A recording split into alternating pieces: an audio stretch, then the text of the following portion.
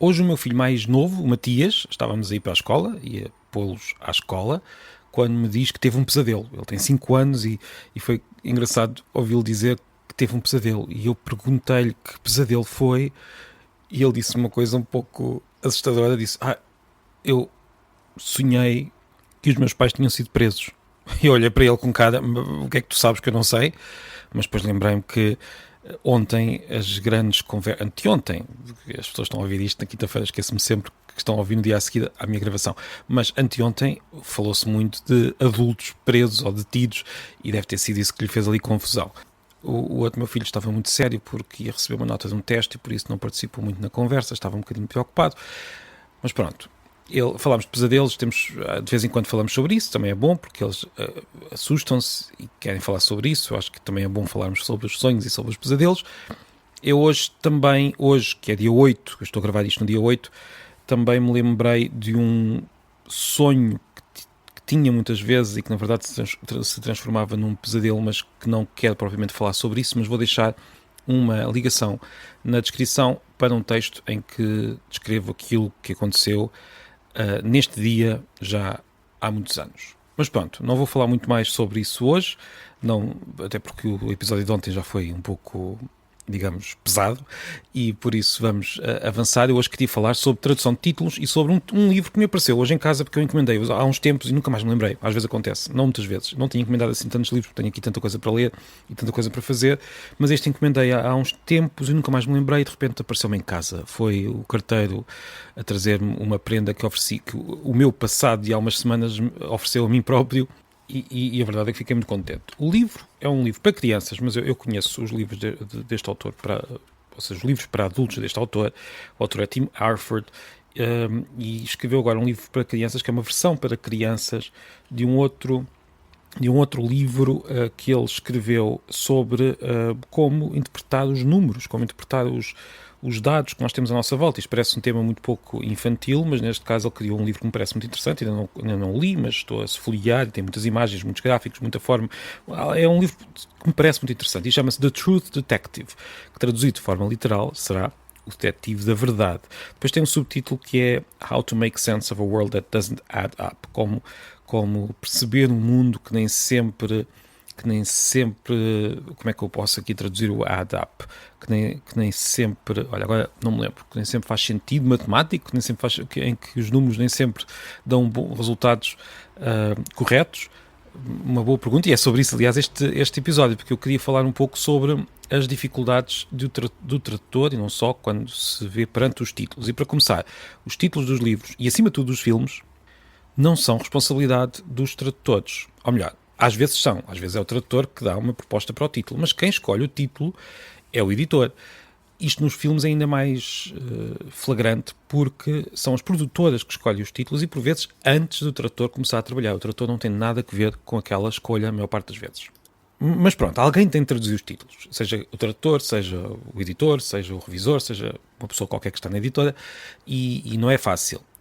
Ainda há uns episódios, não sei, há umas semanas, falei daquele livro que tem como subtítulo História Familiar da Humanidade. Esta é a tradução mais direta, que agora saiu o livro de Montefiore, que se chama O Mundo, e tem de facto esse subtítulo, História da Humanidade em português, quando em inglês tinha História Familiar da Humanidade, História das Famílias da Humanidade, qualquer coisa assim, mas tinha ali o familiar. E este familiar é muito importante, é parte central do livro, da perspectiva do livro. Porquê é que não está na tradução portuguesa? Provavelmente alguém pensou que este familiar em português iria ser interpretado como familiar no sentido de comum, já batido, toda a gente conhece, e por isso podia ser mal interpretado, e por isso foi retirado simplesmente. O Mundo, História da Humanidade. Ou Uma História da Humanidade, deixem-me cá ver como é que está. Uma História da Humanidade, exatamente. O Mundo, Uma História da Humanidade, de Simon Sebag Montefiore. É um excelente livro, independentemente do título, e esta alteração eu percebo porque foi feita. Não sei se não tentaria dar uma outra volta se estivesse nas minhas mãos, que não esteve. Ora, isto lembra-me de uma velha dicotomia dos estudos de tradução, de quem estuda a tradução, que é estuda a tradução como objeto de estudo, não necessariamente para ser tradutor. A tradução é estudada destas duas formas, muitas vezes pelas mesmas pessoas e nos mesmos sítios, mas podemos estudar a tradução enquanto prática e depois podemos estudar a tradução enquanto objeto de investigação, de estudo, que também é muito interessante. E há uma velha dicotomia que tem como base, acima de tudo, o trabalho de Lawrence Venuti, que é um dos grandes pensadores dos estudos de tradução, uma velha dicotomia entre a domesticação e a estrangeirização. Muitas traduções no Ocidente inclinam-se fortemente para aquilo que se chama a domesticação, ou seja, a criação de traduções que parecem originais criados na língua de chegada, com apagamento de muitos dos traços do original. Esta é, digamos, a forma como a maior parte das pessoas que não estudam tradução julga as traduções. As traduções são tão boas quanto mais pareçam um original, quanto mais naturais forem. Ora, há também uma outra perspectiva que diz que as traduções, e é o que Venuti apresenta, as traduções poderiam ser mais estrangeirizantes, ou seja, podiam trazer mais elementos da obra de partida, da obra que foi escrita originalmente, para a tradução, para também, digamos, apresentar as outras culturas de forma mais direta a quem está a ler. Atenção que Lawrence Venuti está a criticar, acima de tudo, as traduções para inglês, que têm ainda uma maior propensão para o apagamento de tudo o que seja estrangeiro, a negrito ou itálico, se quiserem. Mas isto é uma tendência geral, pelo menos na Europa também, naquilo que nós chamamos o Ocidente. É tão habitual que as pessoas pensem que a boa tradução é uma tradução que se apaga a si própria, que se torna invisível, e isto é um dos outros conceitos que Venuti popularizou, a invisibilidade do tradutor. É tão habitual que as pessoas se esquecem que há casos bastante visíveis na nossa sociedade em que a tradução não pode ser domesticadora, se quisermos. A tradução jurídica, por exemplo, como os sistemas jurídicos são muito diferentes, quando se traduz um contrato de uma língua para outra, o contrato traduzido continua a estar ligado ao sistema de partida, a não ser que seja depois adaptado à lei portuguesa por um advogado. Ou seja, há uma série de estratégias que ligam a própria tradução ao sistema de partida, por estranho que isto pareça a quem não está em tradução, mas é mesmo assim. Enfim, esta é uma daquelas discussões que ocupam congressos e congressos nesta área dos estudos de tradução. A maior parte e é muito interessante e já levou a obras muito, muito interessantes, mas a maior parte dos tradutores acabam por usar técnicas que misturam a domesticação com a estrangeirização de acordo com a obra em particular, com, às vezes, da época, com o próprio estilo de tradução daquele tradutor, que os tradutores têm estilos de tradução e têm opções de tradução. A tradução é sempre uma escolha, implica escolher o que manter, o que alterar, o que adicionar, às vezes. A tradução é muito mais criativa do que as pessoas dizem. E, voltando ao caso dos títulos, o público, em geral, tanto nos filmes como nos livros, está, ou melhor, mais nos livros, porque no caso dos filmes o público muitas vezes tem acesso ao texto de partida porque está a ser dito e muitas vezes sabe, e por isso as suas expectativas em relação à tradução são um bocadinho diferentes. Mas em relação aos livros, o público está, em geral, do lado da mais radical domesticação. Quando o livro, enfim, não é muito natural, vão sempre dizer isto, a tradução não deve estar muito boa, independentemente do original. Ou seja, o que as pessoas querem é que o texto pareça simplesmente natural. Isto é uma ideia muito simplista e muito geral sobre a tradução, mas é o que muitas pessoas têm na cabeça quando falam de tradução. Olha, no caso dos títulos, estamos a falar do único ponto do texto de partida, do livro de partida, em que as pessoas têm acesso ao original. Em geral têm. Vão ver como é que se chamava o livro, ou então já sabem, porque o livro, entretanto, já saiu e conhecem o título original.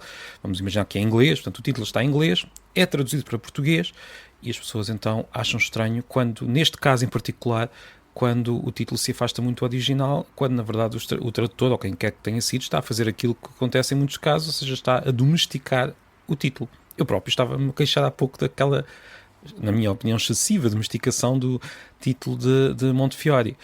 Enfim, as traduções são sempre discutíveis, faz parte, tal como a escrita, não é? A escrita é discutível, a tradução também é escrita, é também um ato criativo e também é discutível como qualquer outro ato criativo, só que por vezes as pessoas discutem já com um pé atrás, o que nem sempre acontece no caso da escrita. Isto digo eu, não sei se concordam. Ora, como estava a dizer, a preocupação do tradutor ou do editor, neste caso, é pôr a obra neste mercado, em Portugal, e por isso é para este mercado do livro que vão pensar no título. o leitor já conhece um título original e fica um pouco irritado se for demasiado diferente. Mas às vezes há adaptações de títulos muito, muito curiosas. Ficou famosa, vamos falar agora de um filme, ficou famosa aquela adaptação do Lost in Translation, filme de 2002 de Sofia Coppola, que foi traduzido como Lost in Translation, ficou lá no título. O título em português tem o título em inglês, oficialmente, 2 pontos, O Amor é um Lugar Estranho. Eu achei a tradução muito boa, gostei muito desta adaptação. Pelo menos não se perdeu nada, nada se perdeu em tradução, porque o título original estava lá, é quase uma ironia, não sei se foi propositada. A tradução não perdeu nada, simplesmente acrescentou O Amor é um Lugar Estranho, que tem muito que ver com o filme. E às vezes as traduções fazem isto, acrescentam, nem sempre tiram. No caso do livro de que estava a falar, o Detetive da Verdade poderia parecer muito, não sei, esta verdade, ao contrário da truth inglesa, parece-me ter às vezes uma certa... parece algo religioso, o detetive da verdade, parece-me, posso estar enganado, mais uma vez isto também é uma interpretação subjetiva. Eu aqui poria talvez o detetive dos factos, mas isso não me soa assim muito bem, o detetive da realidade, o detetive dos números, porque isto é acima de tudo sobre números, se calhar o detetive dos números seria engraçado. Teria de pensar, claro, mas não vou decidir, não sou eu que vou traduzir isto.